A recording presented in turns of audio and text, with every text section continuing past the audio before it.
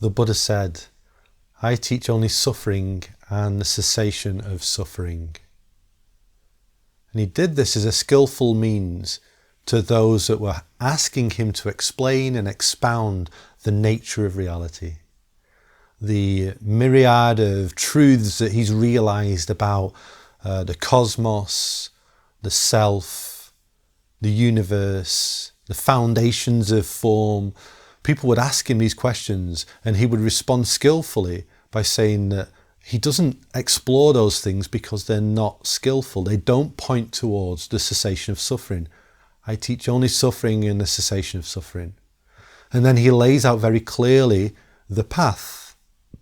He says that we suffer because of our craving. He says that the end of our suffering comes along with the end of that craving. And there is a path to lead to the end of suffering. And that is a noble eightfold path. I'm not going to talk about what that eightfold path is. Maybe in the future I might explore it. But the reason I mention it is because it's just such a skillful way to reorient us back to what awakening requires. An investigation of what's here, the ways in which we desire and crave something other than what's here, and how that binds us to suffering. And it's a practice that we do again and again, ever more deep, ever more subtle, until we hopefully, if our practice is aligned and if we're fortuitous and we have the right teachers, hopefully we're able to let go of craving completely and find true liberation. But what the Buddha doesn't do, like I said, is describe the nature of reality. And yet there's so many people talking about non-duality and awakening that are just describing what they think this is. They're saying, oh, the nature of reality is this, or the nature of the self is this. And, and I get it. I understand why people do that. But really, it's kind of fodder for the mind.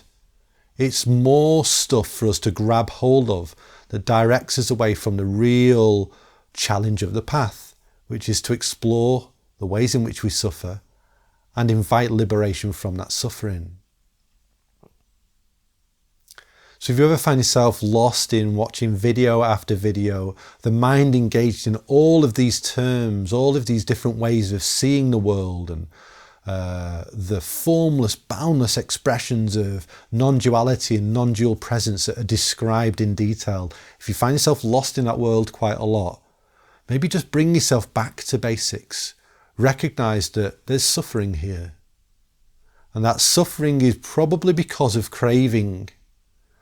And how can I work with that craving to lessen it, to unbind from it, so that there is deeper and deeper liberation?